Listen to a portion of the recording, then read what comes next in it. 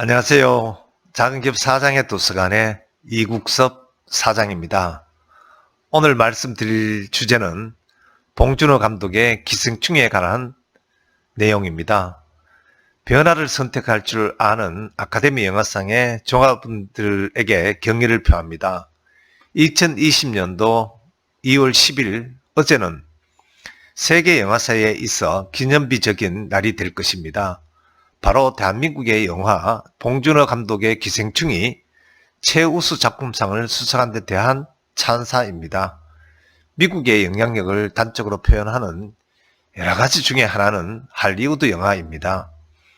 우리에게는 할리우드 키즈라는 말이 존재하듯이 그 영향력은 이루 말할 수 없이 큰 것인데, 그러한 세계 영화 산업의 메카인 미국 영화 아카데미 시상식에 기생충은 2020년 아카데미 시상식에서 작품상, 감독상, 각본상, 편집상, 미술상, 국제장편영화상 후보에 노미네이트된 것만으로도 훌륭한 쾌거였는데, 그 최고의 정점인 최우수 작품상을 거머쥐게 된 것입니다. 더구나 감독상, 각본상, 국제장편영화상까지를 포함한 4관왕의 업적을 이룬 것입니다. 더군다나 작품상과 감독상을 한꺼번에 거머쥐어서 대부 시리즈에 프란시스 코폴라 감독과 같은 반열에 오른 것입니다.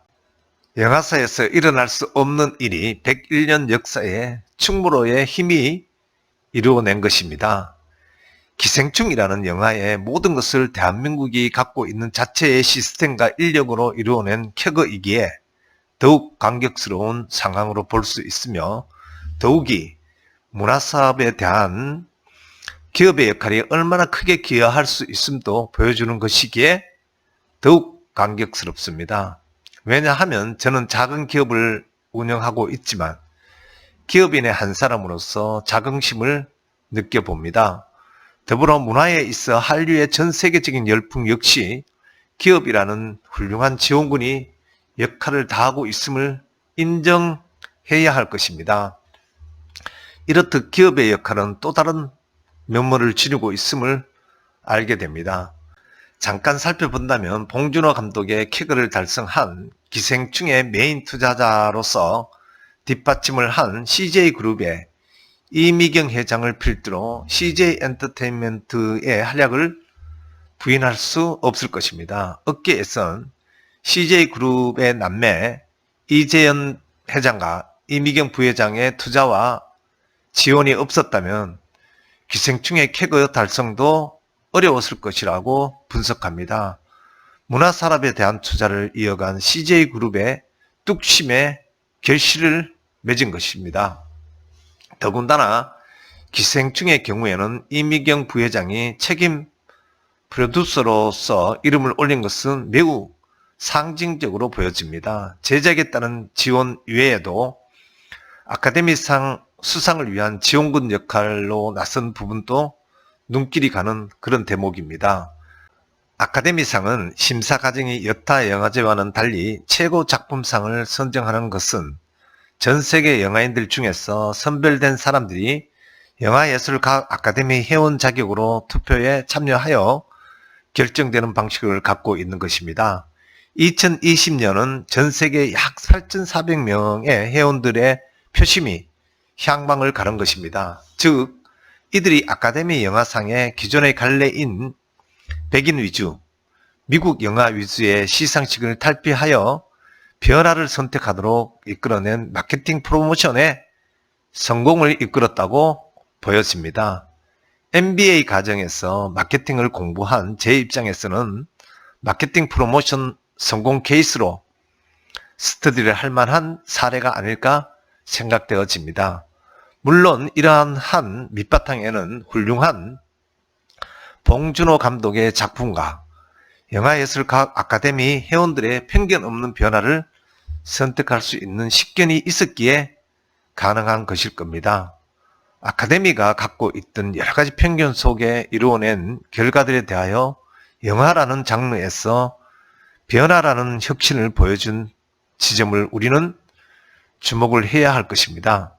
하물며 영화라는 장르에서도 이렇게 커다란 변화, 혁신을 이루어내는데 우리의 현실은 어떤지 아주 크게 대비되는 지점이기도 합니다.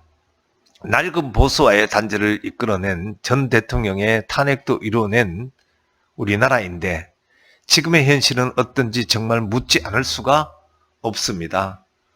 국민을 위한 정치라는 영역이 국민에게 스트레스만을 주고 있는 작금의 현실들 말입니다.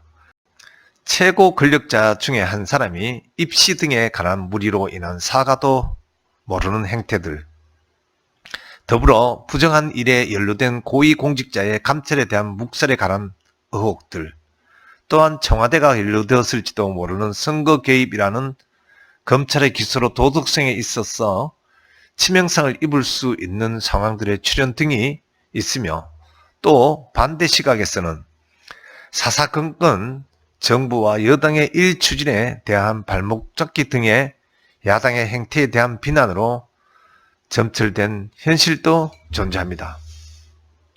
링컨 대통령의 국민을 위한 국민의 정치를 되새겨지는 제가 어리석은 행동일까요? 너무도 답답한 상황들입니다.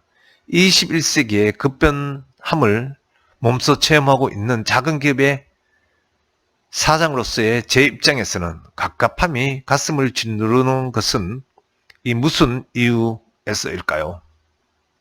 저는 기대합니다. 문재인 대통령께서 취임과 동시에 일성을 던진 기회는 평등하고 가정은 공정하고 결과는 정의로울 것이라는 시대가 정말로 왔으면 좋겠습니다. 변화와 혁신으로 아카데미의 패러다임을 바꾼 영화예술과학 아카데미 회원들에게 보내는 경의를 우리 국민들에게도 보낼 수 있는 날을 또 한 번 기원해 봅니다.